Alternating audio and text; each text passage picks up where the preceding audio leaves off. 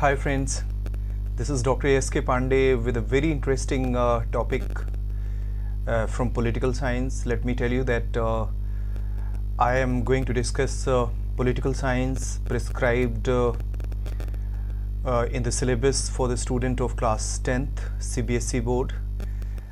This year they are going to appear in this session. Actually they are going to appear in the board examination 25-26. So they should be studying social sciences, and in social sciences there is a part political science, and political science में हम इसको civics भी कहते हैं, और इसी political science में जो कई चैप्टर हैं हम कोशिश कर रहे हैं कि उनको अच्छे से एक्सप्लेन करें, ताकि वो बच्चे जो CBSE बोर्ड के विद्यार्थी हैं और इस सत्र में यानी कि 2025-26 में 25-26 में वो अपीयर हो रहे हैं अपने बोर्ड के एग्ज़ाम में, तो उनको सहूलियत हो, उनको समझ में आए कि चीज़ क्या है, क्या वो पढ़ रहे हैं। दरअसल कई बार मैं देखता हूँ कि जो छोटे छोटे बच्चे हैं उनको मुश्किल होती है समझने में कॉन्सेप्ट्स को, चूँकि ये वाकई में बड़े बड़े कॉन्सेप्ट्स हैं, इसमें दो राय नहीं हैं, और बहुत पढ़ना पड़ता है, उसके बाद समझ में आता है कि वास्तव में है क्या। लेकिन बच्चों के पास तीक्ष्ण बुद्धि होती है, बहुत तेज़ दिमाग होता है, और वो किसी भी चीज़ को अगर समझने की कोशिश करें तो ऐसा बिल्कुल नहीं है कि उनको समझ में ना आए। तो सबसे पहले तो ये जहन से निकालिए कि आपको पॉलिटिकल साइंस जो है वो समझ में नहीं आ सकता। बिल्कुल आ सकता है, ये बिल्कुल कहानी की तरह है, बहुत इंटरेस्टिंग सी बात है।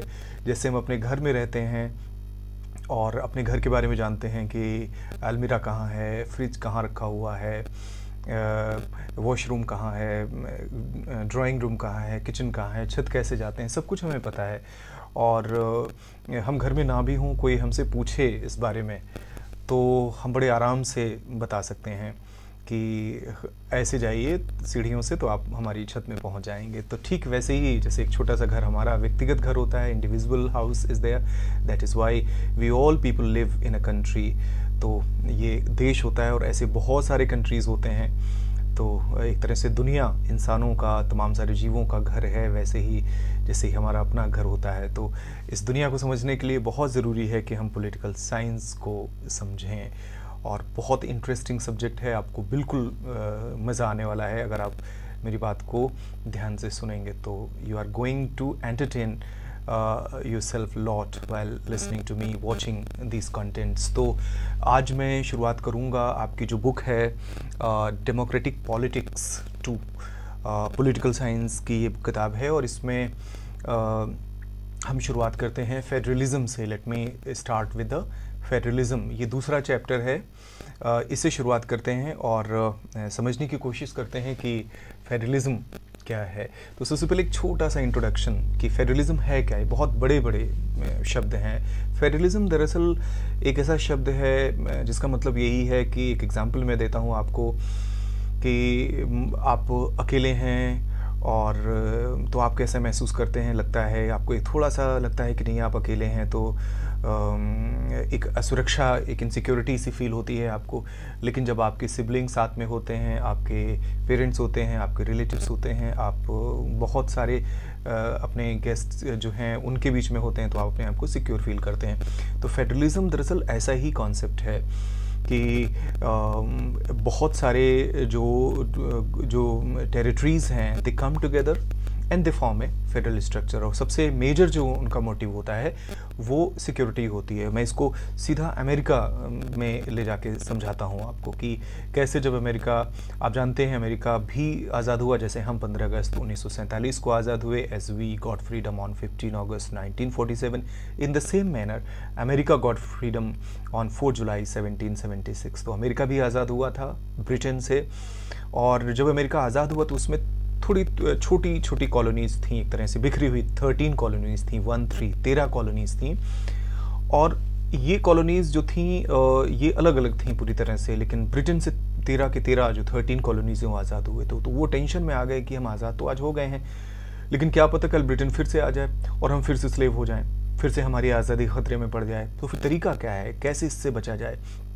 तो सब लोग मिले और मिलकर यही उस ओपिनियन पे पहुंचे कि दे शुड कम टुगेदर, एक काम करते हैं, वो सारे लोग मिल के एक ग्रुप बनाते हैं, जैसे कहते नहीं संगठन में शक्ति है, यूनिटी इज स्ट्रेंथ, तो वो सच में फेडरलिज्म में हमें नज़र आता है। तो वो 13 कॉलोनीज मिल के एक फेडरेशन में कन्वर्ट हुई, एक फेडरेशन फॉर्म हुआ यूनाइटेड स्टेट्स में। और you know very well that USA is a super power today, तो कहने की ज़रूरत नहीं कि 1776 से लेके आज 2025 तक आपने देखा है कि अमेरिका कैसे इवॉल्व हुआ, और उस इवोल्यूशन के पीछे जो अमेरिका एक सुपर पावर बना, उसमें बहुत बड़ा रोल है। जो उस समय 13 स्टेट्स थे, आज 50 स्टेट्स हैं, और सारे के सारे ये जो स्टेट्स हैं वो आपस में मिले हुए हैं, एक हैं। तो ये बात बिल्कुल सही साबित होती है कि संगठन में शक्ति है, यूनिटी इज स्ट्रेंथ। तो ये सबसे पहला जो फेडरलिज्म को हमें समझना है वो ये कि फेडरलिज्म एक ऐसी कोशिश होती है, federalism is an attempt to bring different territories together, different factions together in a single entity so that they could form a strong political structure. ये फेडरलिज्म होता है। तो फेडरलिज्म समझ में आ गया होगा आपको बहुत अच्छे से कि federalism refers to a kind of political entity where various territories which are scattered come together, they form a federal structure, they form a political entity and that is called a federation। तो दुनिया में इस तरह से federal structure आपको देखने को मिलेंगे। लेकिन एक बात समझनी होगी कि जैसा कि आपने पिछले चैप्टर में पावर शेयरिंग में पढ़ा होगा कि कैसे बेल्जियम में मुश्किलें आसान हुई जब वहाँ पावर शेयर किया गया। इस बात को भी बहुत समझना है। फेडरलिज्म खाली सिक्योरिटी के लिए नहीं बनाया जाता, और भी बहुत सारी चीज़ें हैं जिनको समझना ज़रूरी है। वो है कि आप खुद देखते हैं कि आपने पहले चैप्टर में पढ़ा बेल्जियम में क्या मुश्किल हालात नहीं हो पाए थे, हालांकि हो सकते थे, वहाँ पर पूरी ऐसी स्थिति थी बेल्जियम में कि वहाँ कितनी सारे फैक्शंस थे, कितने तरह के लोग थे, डाइवर्सिटीज़ थी। और तो बेल्जियम को लगा कि हम फेडरल बन जाते हैं ताकि सभी को रिप्रेजेंटेशन मिले। एक्चुअली फेडरल सिस्टम में पावर की शेयरिंग होती है। Power sharing is an important aspect of A federal structure, ये आप जानें। तो पहली तो सिक्योरिटी होती है, दूसरा जो है वो पावर शेयरिंग होता है। कभी भी whenever the power is concentrated within an individual और within an authority, it is going to be dangerous. आप पुरानी कहानियों में पढ़ते होंगे कि कैसे किसी एक राजा के पास पावर थे तो फिर वो मनमानी करने पे उतारू होता है, और उसमें क्या होता है, जो सिविल लिबर्टीज़ हैं they are in trouble, the liberties of common masses are in trouble. So power sharing is another significant motive. तो जैसा कि हमने बेल्जियम में देखा, वहाँ पावर शेयरिंग हुई, और पावर शेयरिंग की वजह से बेल्जियम में चीज़ें बहुत अच्छी रहीं, शांतिपूर्ण रहीं। जबकि श्रीलंका का आपने एग्जाम्पल पढ़ा पहले चैप्टर में, तो देखा कि वहाँ मुश्किलें इस वजह से हुई कि बहुत सारे ऐसे एथनिक ग्रुप्स थे, जैसे कि for example Tamils, they were not given the representation, instead they were suppressed, and what happened as a consequence, you know, Sri Lanka suffered political discontent, finally resulted into political rebellion also. और आप जानते ही हैं कि कैसे liberation tigers of Tamil, Eelam, LTTE और श्रीलंका की सरकार के बीच कितने लंबे समय तक लड़ाई चली, और 2009 के बाद ही उस पर अंकुश लग सका। तो power sharing is second important reason behind the formation of federalism. तो ये हम देख सकते हैं। तो you know these are two major features. तो पहली चीज़ तो सिक्योरिटी के लिए बहुत सारी पॉलिटिकल एंटिटीज साथ में आती हैं। दूसरा होता है कि पावर शेयर किए जाएं ताकि कोई ये ना कह सके कि भाई एक ही शख्स के पास, एक ही अथॉरिटी के पास सारे पावर हैं, बाकी सब उसकी दया पर निर्भर हैं। तो इससे बचने के लिए फेडरलिज्म बहुत सूटेबल पॉलिटिकल सिस्टम है। तो और हम अगर फेडरलिज्म की और आगे बात करते हैं तो हम समझ सकते हैं कि एक इसके अगर हम फीचर्स की बात करें फेडरलिज्म की, तो इसमें 2 लेवल्स ऑफ गवर्नमेंट होती हैं, और 3 भी हो सकती हैं, आप चाहो तो 4 भी कर लो। जब पावर शेयरिंग हो रही है तो कोशिश ये होती है कि जो पावर है वो बटे सभी में। ऐसा ना हो कि सिर्फ जो शहरों में रह रहे हैं उनके पास सारे पावर्स हों, या सिर्फ गांव में रह रहे हैं उनके पास, सभी के पास हों। शहरों में भी हों जो लोग रह रहे हैं, गांव के में जो लोग रह रहे हैं उनके पास भी पावर्स हों। तो पावर्स का बंटवारा होता है, शक्तियों का बंटवारा होता है। तो पावर शेयरिंग में 2 गवर्नमेंट्स आती हैं generally. If you look into the federal structure we find 2 governments. One the union government और द सेंट्रलाइज्ड गवर्नमेंट, जिसका काम होता है पूरे देश की बात करना, पूरे देश की व्यवस्था देखना, जैसे कि इंडिया में है। अभी आपने देखा कि ऑपरेशन सिंदूर हुआ। ऑपरेशन सिंदूर में आपने देखा कि पहलगाम पर आतंकी हमला होता है और उसमें बेकसूर लोगों को की हत्या की जाती है। आप देखते हैं कि तो क्या कश्मीर की पुलिस ने पाकिस्तान पर अटैक किया है? ये क्या कश्मीर का मसला था? नहीं, ये इंडिया का मसला था। तो इंडियन गवर्नमेंट ने ऑपरेशन सिंदूर लॉन्च किया। क्यों? क्योंकि जितने भी फेडरल स्ट्रक्चर हैं उसमें जो देश की सुरक्षा का की जहाँ तक बात है, वो देश की सरकार यानी कि संघ की सरकार, यूनियन गवर्नमेंट या सेंट्रल गवर्नमेंट जिसे कहते हैं, उसकी जिम्मेदारी है। तो इस तरह से जितने भी देश के विषय हैं, कंट्री से रिलेटेड सब्जेक्ट्स हैं, वो यूनियन गवर्नमेंट देखती है। जैसे आपके पास जो रुपए हैं, आपके पास जो करेंसी है, बैंकिंग जिसको हम कहते हैं, या हम देखते हैं कम्युनिकेशन की बात है, आप फ़ोन में बात करते हैं, तो ये सारे के सारे मसले जो हैं ये केंद्र सरकार देखती है, सेंट्रल गवर्नमेंट देखती है। और सुरक्षा सबसे अहम है, मैंने पहले ही सबसे पहले जिक्र किया था, सुरक्षा के लिए तो फेडरेशन बनाया जाता है, तो मेन मोटिव है। तो एक फेडरल स्ट्रक्चर में जो राष्ट्रीय विषय हैं उनको केंद्र देखता है पूरा। भारत के किसी भी भाग में अगर कोई बाहरी शक्ति हमला करती है तो भारत सरकार का ये विषय है, भारतीय सेनाएं उससे मुकाबला करती हैं, ना कि किसी प्रदेश की ये जिम्मेदारी है जहाँ जिस पर इस तरह का घटनाक्रम हुआ है। So whenever there is an attack on any part of India, this is the responsibility of central government to retaliate in appropriate manner by using its forces. तो भारत में आप चाहे इंडियन आर्मी देखें, इंडियन नेवी देखें, Indian air force देखें, भारत की जो मजबूत सेनाएं हैं ये केंद्र सरकार के नियंत्रण में काम करती हैं, केंद्र सरकार काम करती, कोई राज्य ऐसा नहीं कर सकता। हाँ, लॉ एंड ऑर्डर जो है वो राज्यों का विषय है। अब जैसे किसी की साइकिल चोरी हो गई या किसी के यहाँ कोई घटना होती है तो वो तो केंद्र सरकार इतना दूर तो नहीं जाएगा कि दिल्ली जाकर वो शिकायत करे, तो वो तो स्थानीय पुलिस स्टेशन में जाएगा। इसीलिए जो पुलिस का सिस्टम है, जो लॉ एंड ऑर्डर है, वो स्टेट को दिया गया है। तो दो सरकारें अमूमन हर जगह आपको मिलेंगी। अमेरिका में भी सेंट्रल गवर्नमेंट है, गवर्नमेंट ऑफ अमेरिका, और आप देखते हैं कि वहाँ के जैसे मैसाचुसेट्स है, फ्लोरिडा है, स्टेट्स हैं, वहाँ की स्थानीय सरकारें। वैसे ही भारत में भी है, केंद्र सरकार है और राज्य सरकारें। तो ध्यान रखें, दो लेवल ऑफ गवर्नमेंट जरूर मिलते हैं, लेकिन भारत में एक तीसरा लेवल भी है, उस पर हम आगे चर्चा करेंगे, जिसको हम PRIs बोलते हैं, लोकल गवर्नमेंट बोलते हैं, लोकल बॉडीज बोलते हैं, ताकि पावर और शेयर किया जाए। हम इसकी चर्चा अभी आगे थोड़ा सा विस्तार से करेंगे, नहीं तो आपको कन्फ्यूजन होगा। तो अब तक तो फेडरल सिस्टम समझ में आ गया होगा। पहली चीज़ सिक्योरिटी मोटिव है, दूसरा पावर शेयरिंग है, तीसरा आप देख रहे हैं कि 2 लेवल्स ऑफ गवर्नमेंट होते हैं। एक यूनियन गवर्नमेंट जो देश के जितने विषय हैं वो देखती है, और एक लोकल गवर्नमेंट जिसको हम स्टेट गवर्नमेंट कहते हैं, जो स्टेट से रिलेटेड जो इश्यूज़ हैं उनको देखती है। तीसरा जो है बहुत ज़रूरी चीज़ है, अमूमन होता क्या है कि आप कभी देखते होंगे कि दो लोगों में आपस में लड़ाई हो जाती है, वो कहता है कि नहीं ये मेरी जगह है, वो कहता है मेरी जगह है। तो ऐसा ना हो, सेंट्रल जब दो गवर्नमेंट होती है तो पॉसिबिलिटी ज़रूर होती है कि आपस में कंट्रोवर्सीज होंगी, डिस्प्यूट होगा, ये ना हो। इसलिए सबसे बढ़िया तरीका जो होता है लिख दिया जाए। जैसे आप अपनी क्लास में जाते हैं तो आपको चेयर में लिख दिया जाए कि ये ए की चेयर है, ये बी की है, ये सी की है, ये डी की है, सबकी अपनी अपनी चेयर अलॉट हो जाए, तो किसी को कोई मुश्किल ही नहीं है, उसको पता है कि उसकी चेयर वहीं बैठ जाएगा। अगर नहीं अलॉट होंगी तो आपस में हो सकता है कंट्रोवर्सी हो जाए क्लासरूम में। तो written constitution is another important feature in a federal structure. निश्चित तौर पर अब आपके मन में सवाल उठ रहा होगा कि क्या अनरिटन कॉन्स्टिट्यूशन भी होता है? हाँ, होता है। ब्रिटेन में अनरिटन कॉन्स्टिट्यूशन है। क्यों? ब्रिटेन फेडरल स्ट्रक्चर नहीं है, लेकिन जितने भी फेडरल सिस्टम हैं आप दुनिया में देखें उनमें रिटन कॉन्स्टिट्यूशन एक इंपॉर्टेंट फीचर है। अमेरिका में तो 2 कॉन्स्टिट्यूशन होते हैं, एक पूरे अमेरिका के लिए और एक उस स्टेट के लिए जहां वो है, डुअल कॉन्स्टिट्यूशन। इंडिया में खैर हमारा फेडरल सिस्टम थोड़ा सा अलग है, हम इसकी कभी फिर चर्चा करेंगे। तो अमेरिका में 2 कॉन्स्टिट्यूशन, हमारे यहाँ एक कॉन्स्टिट्यूशन है पूरे भारत के लिए। इसके लिए राज्यों के लिए जो स्टेट्स हैं they don't have their own constitution.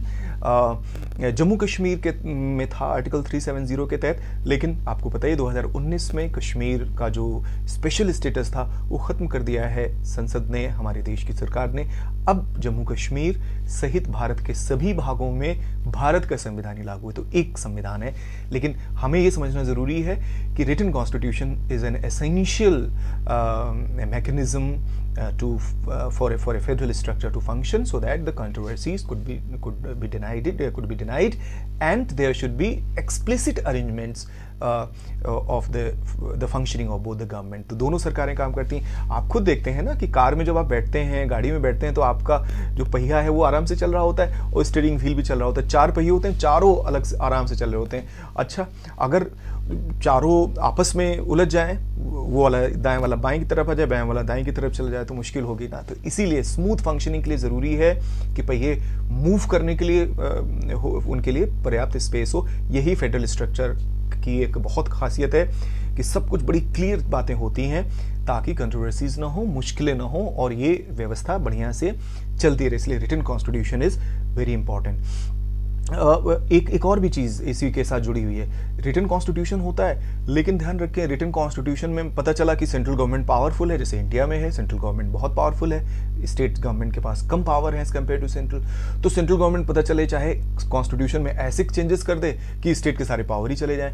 तो ये भी अरेंजमेंट किया जाता है कि there no unilateral efforts can be made to change or to alter the constitution in a manner to affect the states adversely। यानी कि ऐसे अरेंजमेंट्स नहीं किए जाते कॉन्स्टिट्यूशन में। अमेंडमेंट तो किए जा सकते हैं, जैसे इंडिया में आर्टिकल 368 है, वो कहता है हाँ कॉन्स्टिट्यूशन में अमेंडमेंट आप कर सकते हैं। 100 से ज़्यादा अमेंडमेंट हो गए हैं 1950 से, जब से कॉन्स्टिट्यूशन बना।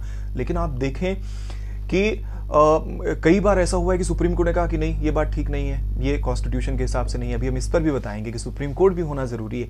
तो पहली चीज़ तो ये समझ लें कि ऐसे प्रोविजंस जो स्टेट्स से रिलेटेड हैं, उनको यूनियन गवर्नमेंट अकेले उन प्रोविजंस में चेंजेस नहीं कर सकती है। और उसके लिए बड़ा जो 368 आर्टिकल है, वो एक मैकेनिज्म की बात करता है कि कॉन्स्टिट्यूशन के जो बहुत सारे ऐसे प्रोविजंस हैं ना है जिससे स्टेट का एरिया इन्फ्लुएंस होता है। तो ऐसे में जानते हैं जो प्रोसेस है वो थोड़ी सी कॉम्प्लेक्स हो जाती है कि पहले पार्लियामेंट उसको पास करेगी उस अमेंडमेंट को, और फिर वो इंडिया के सारे स्टेट्स में जाएगा, और वो तभी पास हो पाएगा बिल जब एक्ट के तौर पर बनेगा, जब आधे जो स्टेट्स हैं, half of states of India will rectify the same. तो आप देख सकते हैं कि बहुत सी ऐसी चीज़ें हैं जो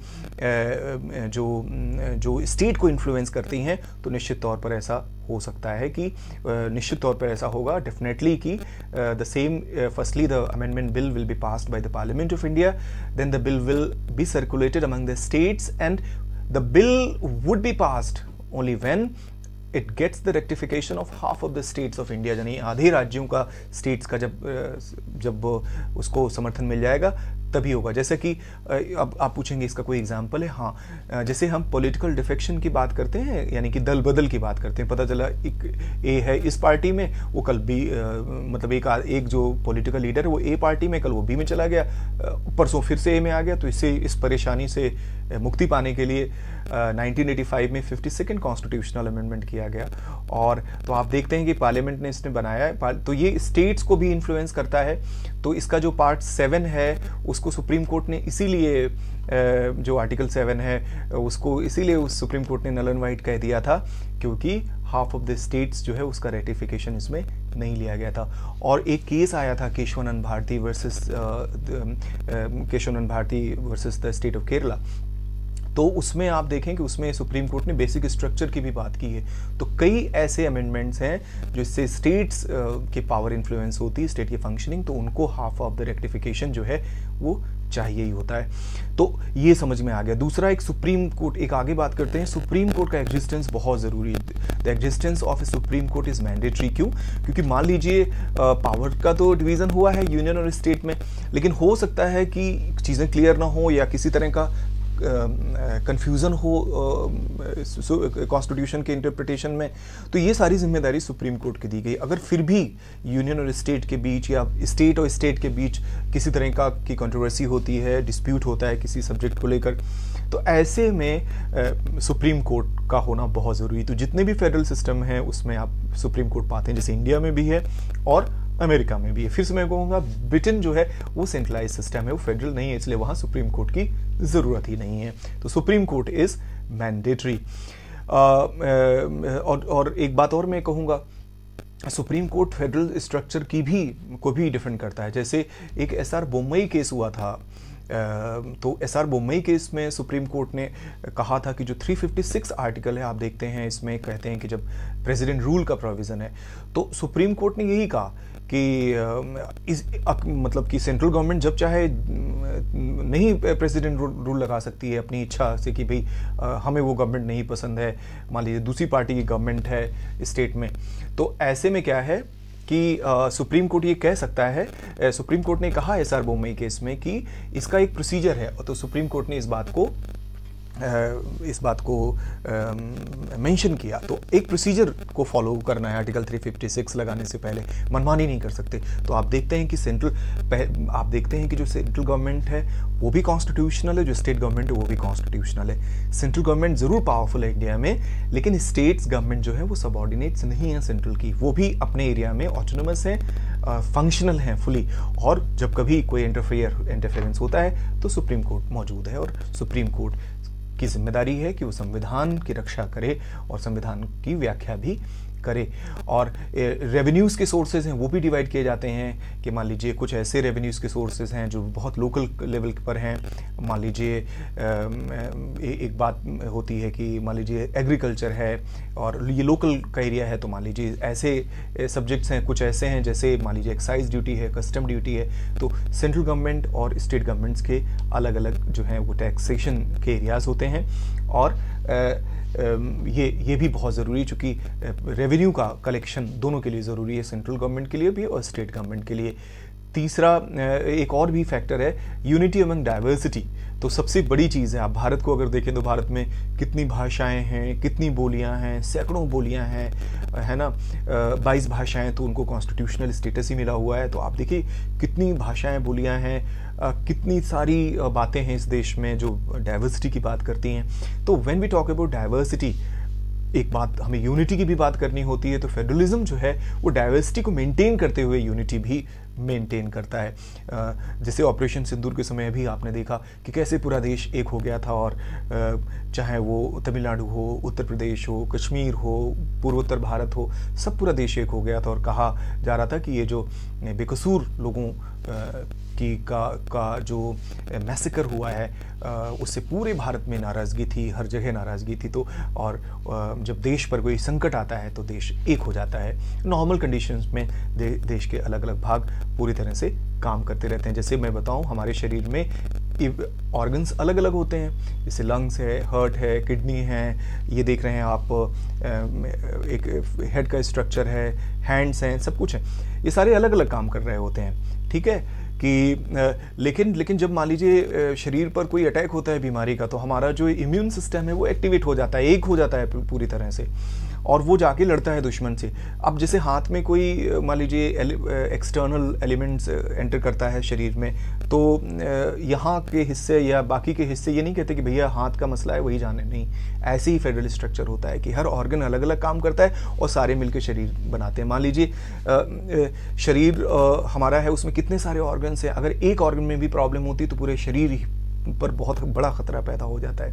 फेडरल सिस्टम बिल्कुल यही है कि अलग अलग ऑर्गन्स हैं, लेकिन वो सारे अलग अलग भी काम करते हैं और मिलके भी काम करते हैं, वो एक होता है। जैसे एक शरीर एक होता है ना, लेकिन ऑर्गन्स अलग अलग होते हैं, वैसे फेडरल सिस्टम एक्चुअल में एक होता है, लेकिन उसके ऑर्गन्स को पूरी आज़ादी भी दी जाती है। एक चीज़ और भी है, एक शब्द आपकी टेक्स्ट बुक में इस्तेमाल किया गया है जिसको कहते हैं कमिंग टुगेदर फेडरेशन, और इसी का दूसरा जो है वर्जन वो है होल्डिंग टुगेदर फेडरेशन। इन दोनों में क्या फ़र्क है, मैं इसको भी बताता चलूँ आपको। ये जो कमिंग टुगेदर आपको बहुत ही सिंपल वर्ड्स में एक्सप्लेन किया गया। कमिंग मीन्स आ जाओ, तुम भी आओ, तुम भी आओ। कमिंग टुगेदर फेडरेशन का ये मतलब होता है कि पहले से ये लोग अलग अलग देश होते हैं, वो आपस में इनकी कोई रिलेशनशिप नहीं होती पॉलिटिकली, अलग अलग एंटिटीज़ होती हैं। फॉर एग्जांपल मान लीजिए साउथ एशिया का हम एग्जांपल लें, इसमें बहुत सारे देश हैं, पाकिस्तान है, भारत है, नेपाल, भूटान, बांग्लादेश है, श्रीलंका है, ये सब अलग अलग देश हैं। मान लीजिए ये सारे देश आपस में सहमत हो जाएं कि ऐसा करते हैं कि आइए मिलकर एक फेडरेशन बना लेते हैं और हम लोग एक हो जाते हैं। अपने अपने एरियाज़ में जो है हमारे लोकल एरियाज़ हैं वो हम इस जो रिस्पेक्टिव गवर्नमेंट्स हैं वो देखेंगी, लेकिन हमारी एक अपनी आर्मी होगी, हमारी एक इकॉनमी होगी, हमारी एक करेंसी होगी, इस तरह की चीज़ें हम जैसे यूरोपियन यूनियन ने कुछ किया है वैसा हम कर लें। तो ये इसको कहेंगे कमिंग टुगेदर फेडरेशन, यानी कि इंडिया, पाकिस्तान, बांग्लादेश, श्रीलंका, नेपाल, भूटान, ये सब एक में आ गए और इन्होंने कहा कि हम एक हो रहे हैं ताकि हम अपने आप को और मजबूत कर सकें। तो इन लोगों की करेंसी एक हो गई, रुपया सभी जगह चलने लगा, इनकी आर्मी एक हो गई, यानी कि एक आर्मी है जो पूरे के पूरे जो खित्ता है, पूरा का पूरा जो एरिया है, टेरिटरी है सब कॉन्टिनेंट की, उसको डिफेंड कर रही है। पूरी क्रिकेट टीम एक हो गई, जैसे आप वेस्ट इंडीज़ की टीम देखते हैं तो ऐसी ही पूरी इंडियन सब कॉन्टिनेंट की एक क्रिकेट टीम हो गई। पाकिस्तान की टीम अलग नहीं, इंडिया की टीम अलग नहीं, बल्कि सब लोग खिलाड़ी एक टीम में आ गए। तो इसको हम कमिंग टुगेदर फेडरेशन कहेंगे। जैसे अमेरिका में 13 कॉलोनीज अलग अलग थीं, लेकिन उन्होंने कहा कि अगर हम अलग अलग रहे तो ब्रिटेन आएगा, दोबारा हमसे फिर स्लेव हम हो जाएंगे, हमारी आज़ादी खतरे में पड़ जाएगी। तो वो सब आपस में एक में मिल लिए और एक में मिलकर उन्होंने कमिंग टुगेदर फेडरेशन बनाया। तो coming together federation means that the political territories are separated, they are not together, they are separated from one another, but they come together to form a single political entity for some certain purposes like security, as for example United States of America, which had 13 colonies at the time of independence, and they came together, they form a coming together federation. इसका एक दूसरा federation का एक स्वरूप होता है, एक form होता है, that is called holding together federation. जो holding together federation होता है तो उसमें ये अलग होता है। इसमें और कमिंग टुगेदर फेडरेशन में सबसे बड़ा अंतर ये होता है कि जो होल्डिंग टुगेदर फेडरेशन होता है वो दरअसल एक ही पॉलिटिकल एंटिटी होती है, लेकिन वो आपस में, चूंकि इतना बड़ा कंट्री होता है कि अकेले मैनेज करना बहुत मुश्किल है, तो उसको अलग अलग पॉलिटिकली डिवाइड कर दिया जाता है स्टेट्स में ताकि एडमिनिस्ट्रेशन अच्छा हो सके। मैं एक बात कहूँगा, मान लीजिए भारत में सारे स्टेट्स, इतने सारे स्टेट्स हैं, 28 स्टेट्स हैं और यूनियन टेरिटरीज हैं, इन सबको एक कह दिया नहीं, ये सारी गवर्नमेंट्स नहीं होंगी, सारा इंडिया एक ही होगा। आपको लगता है कि दिल्ली में बैठी सरकार इतना बड़ा देश चला पाएगी? 32,87,263 स्क्वायर किलोमीटर टेरिटरी है, इतना 7th लार्जेस्ट कंट्री है, क्या पॉसिबल होगा इतना बड़ा?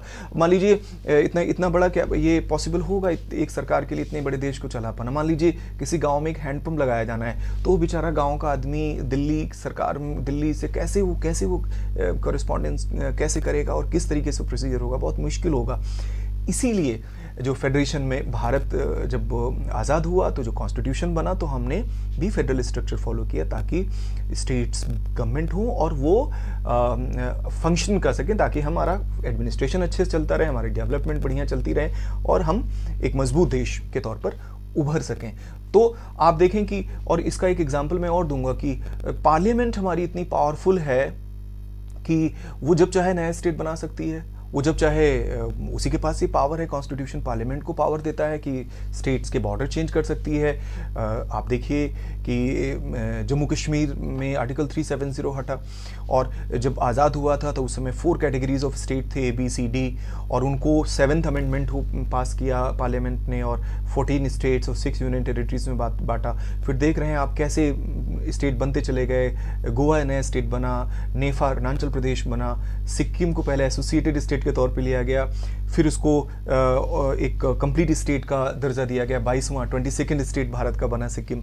तो ऐसी ही स्टेट जो हैं वो बना सकती है पार्लियामेंट। तो ये जो होल्डिंग टुगेदर फेडरेशन है वो एक होता है लेकिन एडमिनिस्ट्रेशन की नज़र से। जैसे आप बिहार से देखिए झारखंड बन गया, आंध्र प्रदेश से तेलंगाना बन गया, उत्तर प्रदेश से उत्तराखंड बना और मध्य प्रदेश से अलग करके छत्तीसगढ़ बना, क्योंकि ये माना गया कि ये इलाके ये बहुत बड़े राज्य हैं और एक गवर्नमेंट के चलाने से इनका डेवलपमेंट नहीं हो पा रहा, इसलिए इनकी अपनी स्टेट गवर्नमेंट होनी चाहिए और वहाँ के लोगों की भी ऐसी इच्छाएं थी।